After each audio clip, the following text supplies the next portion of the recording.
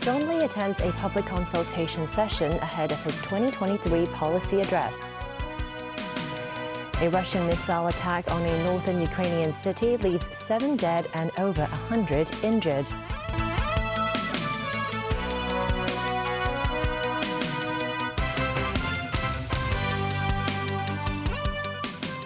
Good evening and welcome to TVB News. In about 2 months' time, Chief Executive John Lee will be delivering his 2023 policy address. Over 100 residents attended a public consultation today.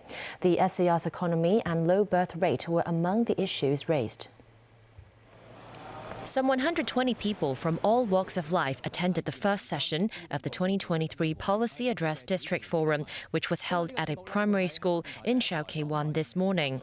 In the first half of the session, Chief Executive John Lee and government officials listened to views from the public. This man said, "I personally feel that the city's economy is picking up, but are we just being too optimistic, especially when there are far fewer people going out at night than before the pandemic?"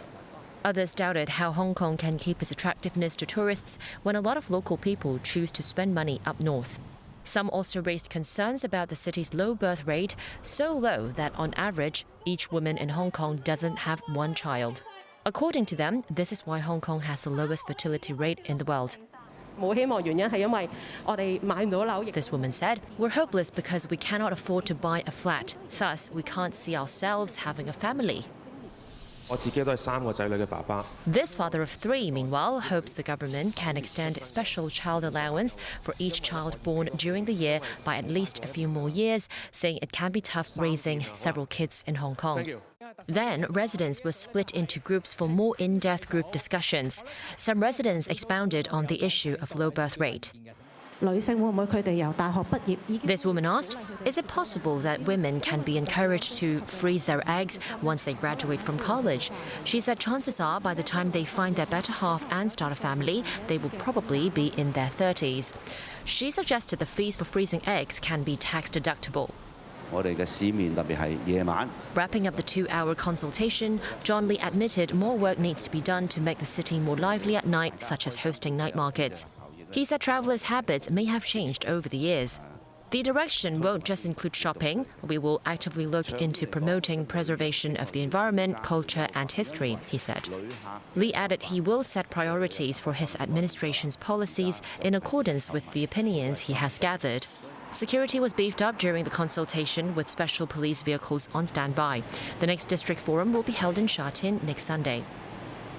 Secretary for Health Lo Chung Mau said the employee turnover rate of younger specialists at public hospitals is relatively high, owing primarily to the lure of private practice. He hopes public hospitals could do more to keep quality personnel by enhancing job satisfaction. Timothy Lee tells us more. Between 2022 and 2023, Hong Kong's public hospital doctor turnover rate was 7%. Secretary for Health Lo Chung Mau said in recent years that many young doctors, especially those aged between 30 and 39, would switch to private practice once they receive specialist qualifications. He added that many are attracted to the higher pay of the private sector, and that public hospitals need to double their efforts to hang on to their healthcare professionals by increasing their sense of work satisfaction. Lawmaker David Lam of the Medical and Health Services constituency, who started his career as a doctor at a public hospital, said many choose to leave the public sector because of the large amount of work and long waiting times for patients. He suggested doctors split their time between practicing at public and private hospitals, giving them the opportunity to conduct surgeries in A&E while allowing them to treat their own patients.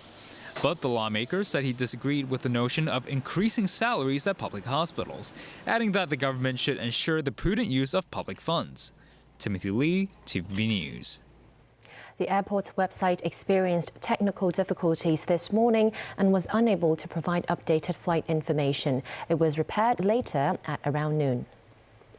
Starting at 7 this morning, the airport website stopped showing updated information such as flight arrivals, departures and boarding times.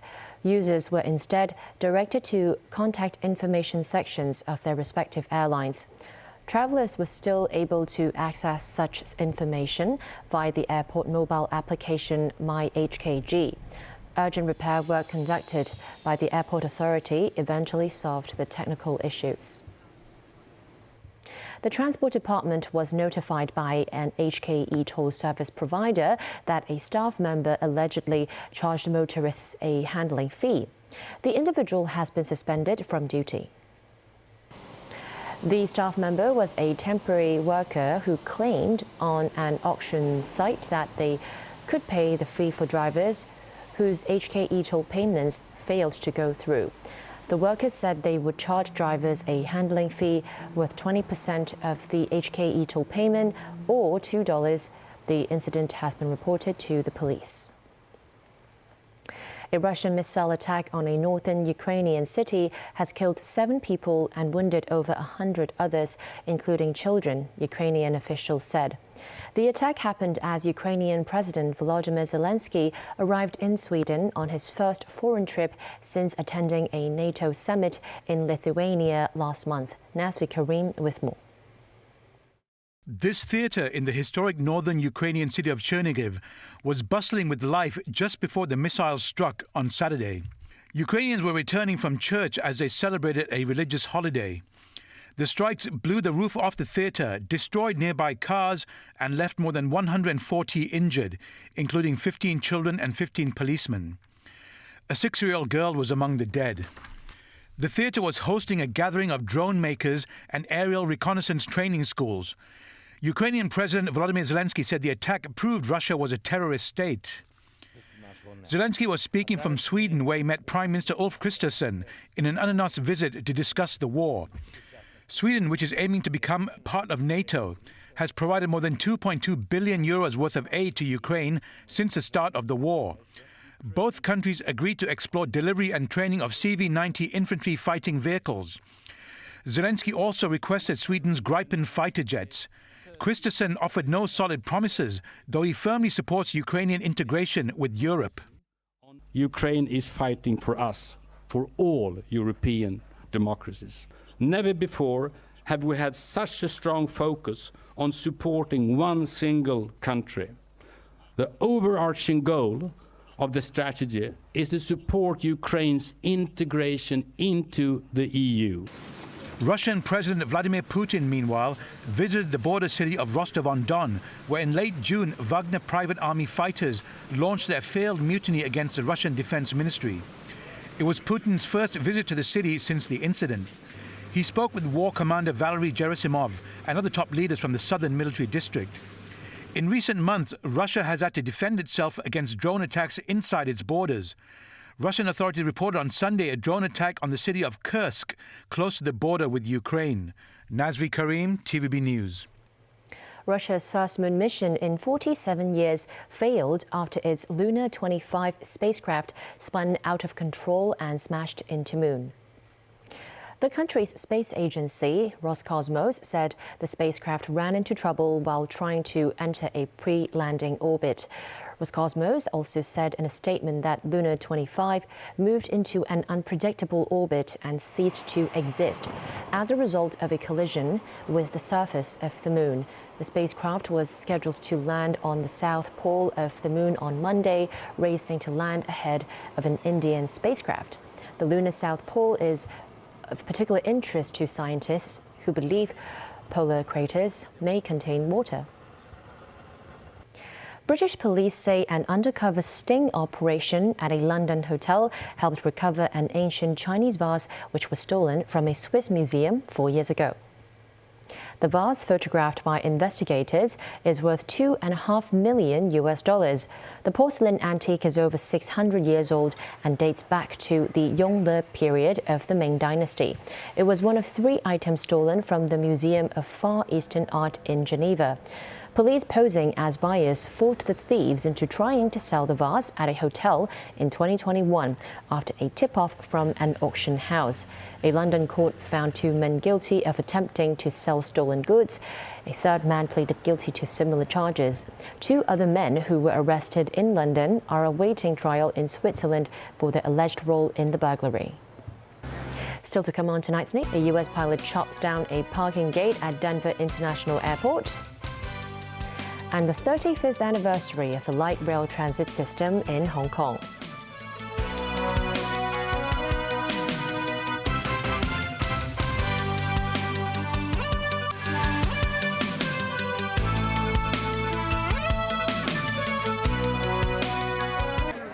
At Denver International Airport in the United States, an airline pilot reached his breaking point while waiting at a parking lot.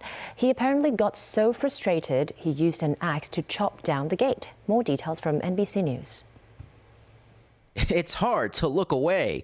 An axe-wielding airline pilot waging war on a parking lot gate.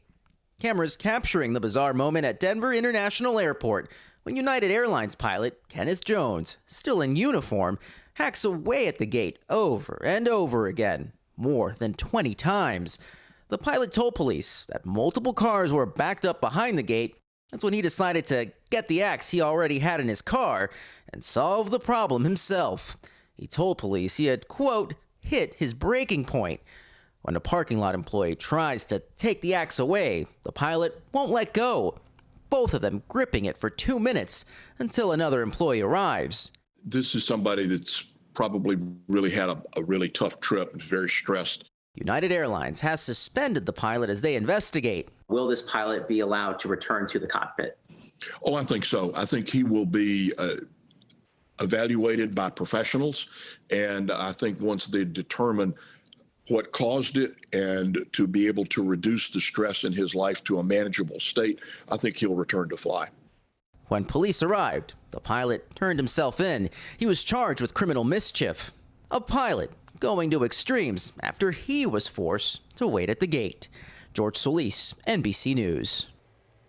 Lolita, an orca whale held captive for more than half a century, died at the Miami Seaquarium as caregivers prepared to move her from the theme park. The Seaquarium posted a statement from the non-profit group Friends of Toki on social media that Lolita, also known as Toki, started showing serious signs of discomfort. The 57-year-old orca died from an apparent renal condition, the statement said. Animal rights activists have been fighting for years to have Lolita freed from her tank at the Miami Seaquarium. In March, the park owner and Friends of Toki announced a plan to possibly move her to a natural sea pen in the Pacific Northwest. The 5,000-pound whale retired from performing last spring as a condition of the park's new exhibitor's license with the U.S. Department of Agriculture.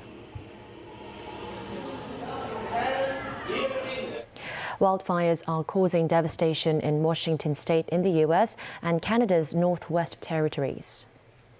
A wind-driven wildfire in the east of Washington state destroyed at least 185 structures, closed a major highway and left one person dead. The blaze began shortly after midday on Friday on the west side of Medical Lake, about 24 kilometers west of Spokane. Video shot on Friday by Medical Lake resident Mike Zapon showed a huge plume of smoke in an urban area and helicopters dousing the flames. The fire grew to nearly 38 square kilometers. In Canada's Northwest Territories, a significant number of structures have reportedly been destroyed. The burnt-out skeletons of cars littered the town of Enterprise, where earlier this week residents were ordered to evacuate. No deaths were reported. Canada has seen a record number of wildfires this year, more than 5,000, causing choking smoke in parts of the U.S. Locally, a section of Kings Road in North Point was closed to traffic for the most part of daytime today because of the demolition of a footbridge on Tong Shou Road. The road was reopened at around 4 p.m.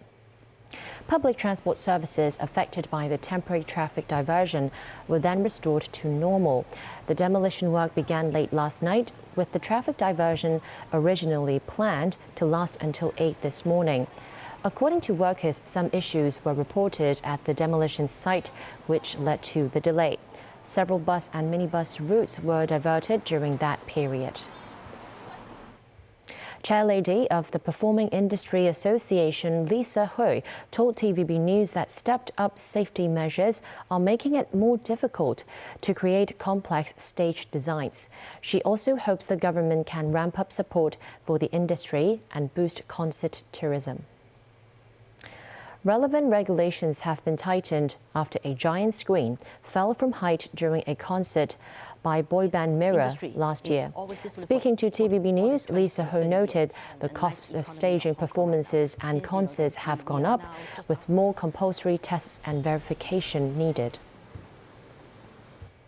Today marks the 35th anniversary of the MTR's light rail system. The transport company introduced 2 replica light rail vehicles to celebrate the event. A replica light rail vehicle could be seen at Siu Hong Stop at noon. It was painted with the same white and orange color scheme of the light rail's first fleet of vehicles. Residents were treated to a display of historical photos and memorabilia inside. Starting on Monday, the first replica light rail vehicles will travel primarily between Tuen Mun Ferry Pier and Yuen Long on the 610 route. That's the news. Thanks for watching.